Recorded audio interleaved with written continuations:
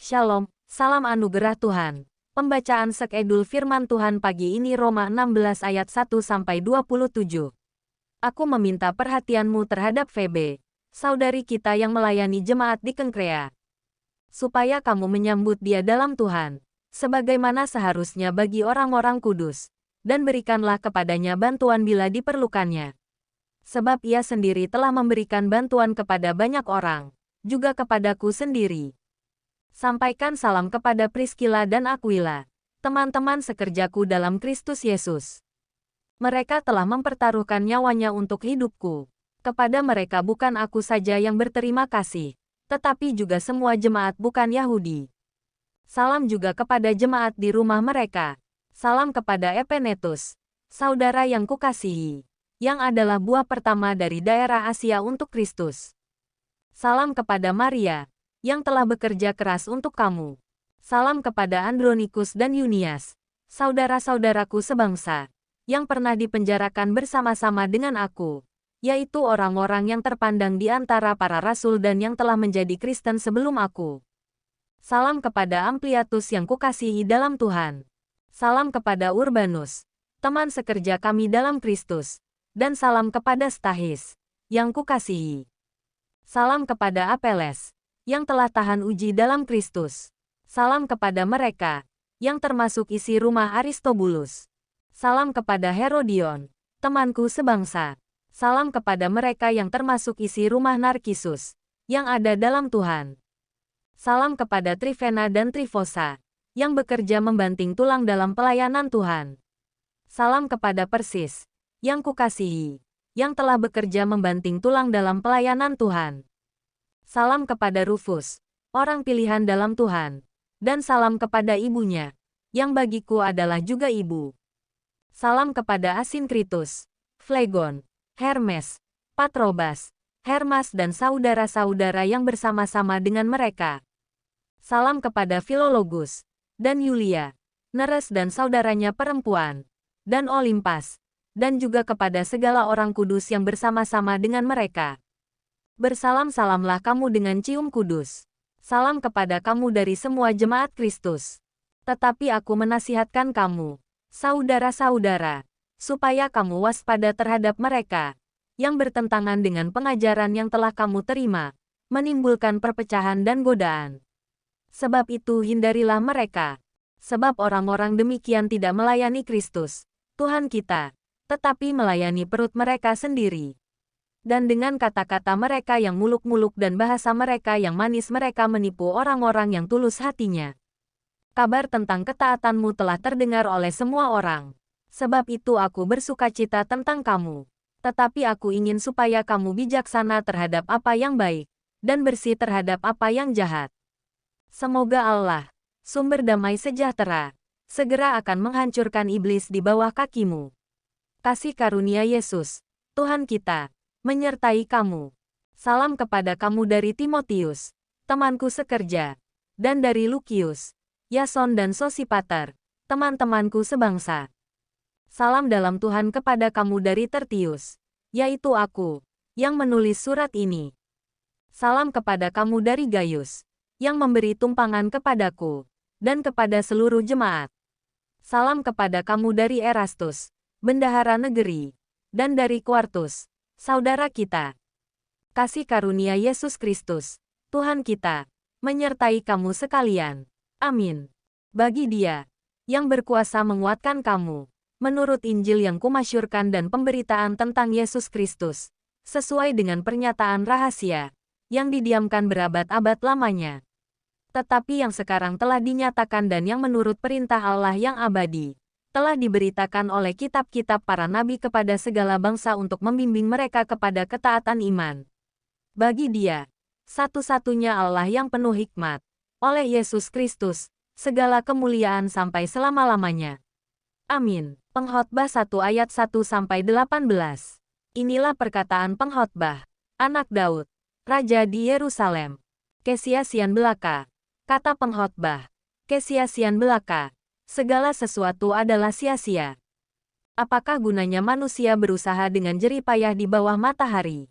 Keturunan yang satu pergi dan keturunan yang lain datang, tetapi bumi tetap ada. Matahari terbit. Matahari terbenam. Lalu terburu-buru menuju tempat ia terbit kembali. Angin bertiup ke selatan. Lalu berputar ke utara. Terus-menerus ia berputar. Dan dalam putarannya angin itu kembali. Semua sungai mengalir ke laut. Tetapi laut tidak juga menjadi penuh. Kemana sungai mengalir? Ke situ sungai mengalir selalu. Segala sesuatu menjemukan. Sehingga tak terkatakan oleh manusia. Mata tidak kenyang melihat. Telinga tidak puas mendengar. Apa yang pernah ada akan ada lagi. Dan apa yang pernah dibuat akan dibuat lagi. Tak ada sesuatu yang baru di bawah matahari. Adakah sesuatu yang dapat dikatakan? Lihatlah, ini baru. Tetapi itu sudah ada dulu.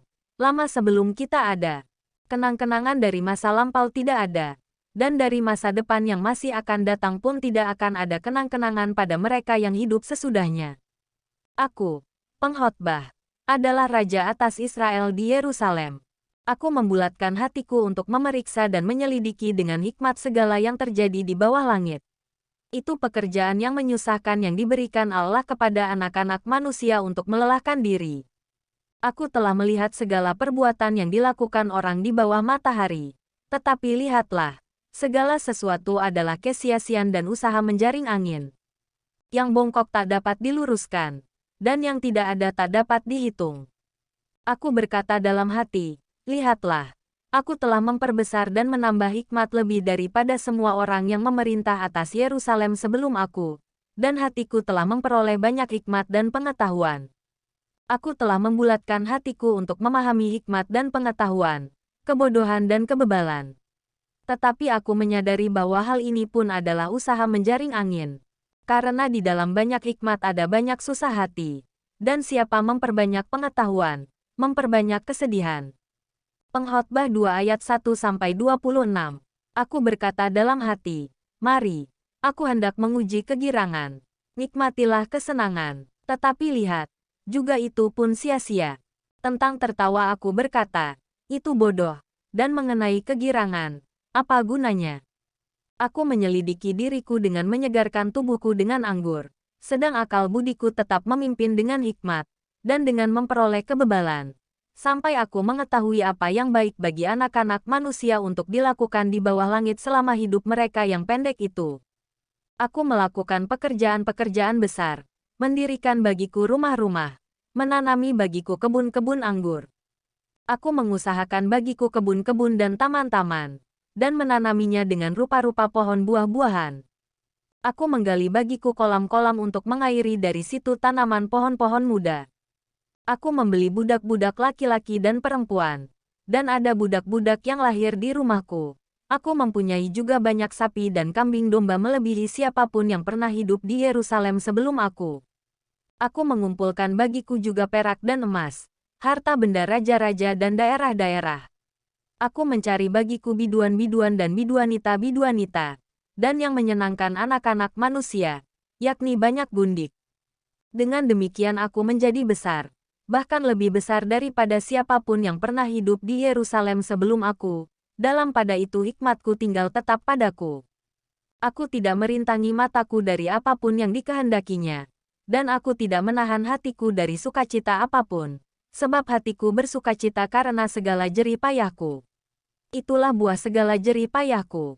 Ketika aku meneliti segala pekerjaan yang telah dilakukan tanganku dan segala usaha yang telah kulakukan untuk itu dengan jerih payah, lihatlah, segala sesuatu adalah kesia-siaan dan usaha menjaring angin, memang tak ada keuntungan di bawah matahari.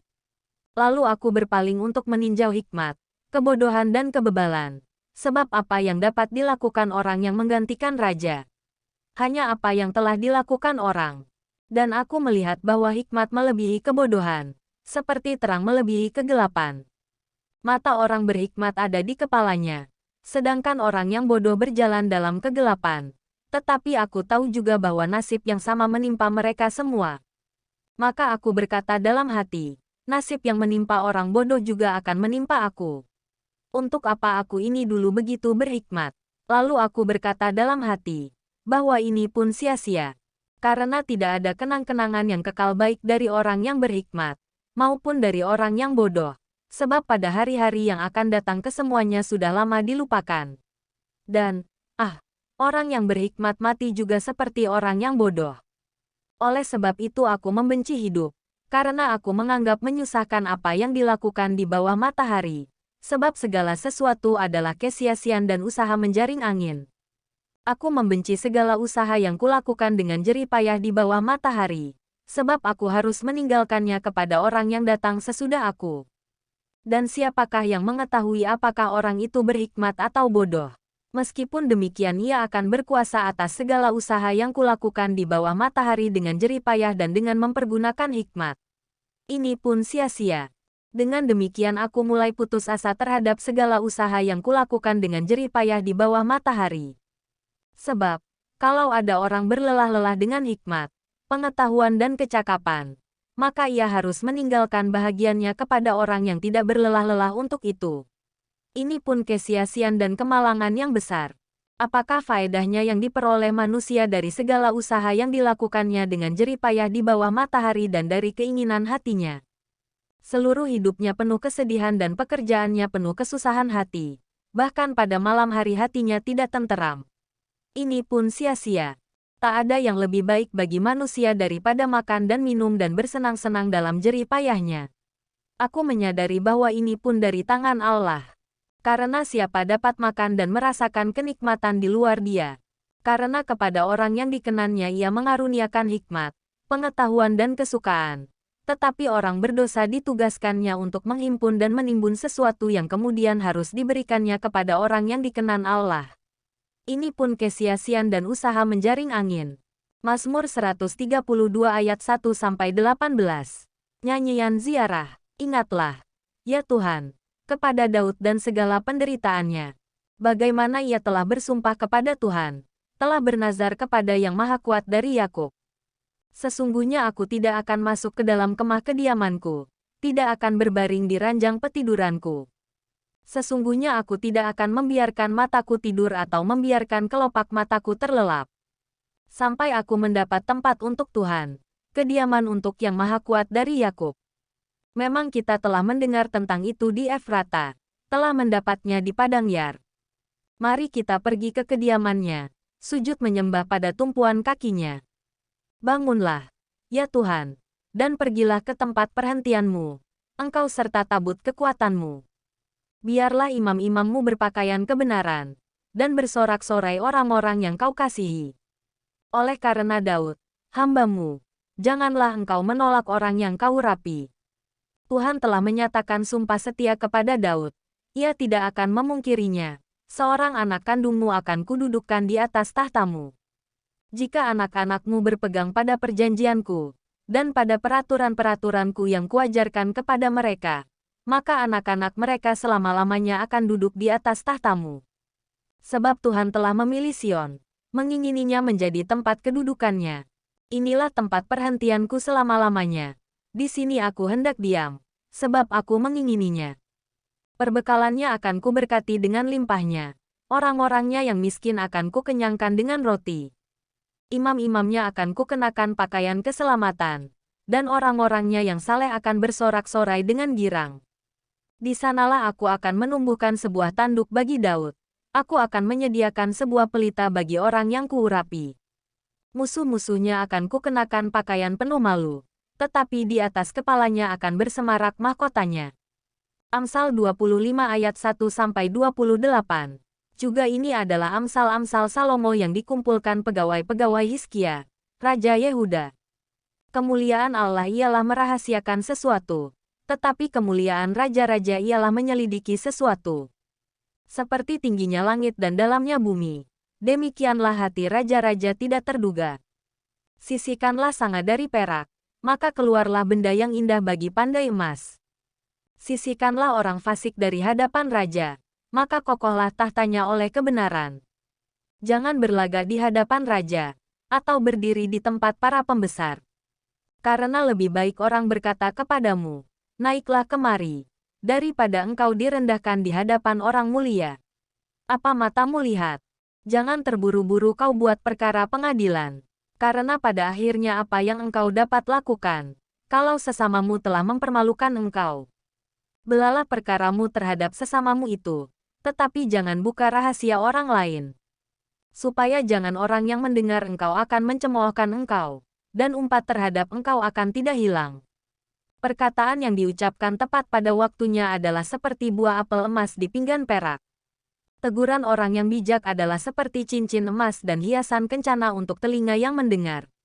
Seperti sejuk salju di musim panen, demikianlah pesuruh yang setia bagi orang-orang yang menyuruhnya.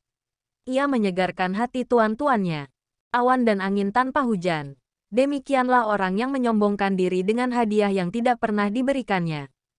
Dengan kesabaran seorang penguasa dapat diyakinkan dan lidah lembut mematahkan tulang. Kalau engkau mendapat madu, makanlah secukupnya. Jangan sampai engkau terlalu kenyang dengan itu, lalu memuntahkannya. Janganlah kerap kali datang ke rumah sesamamu, supaya jangan ia bosan, lalu membencimu.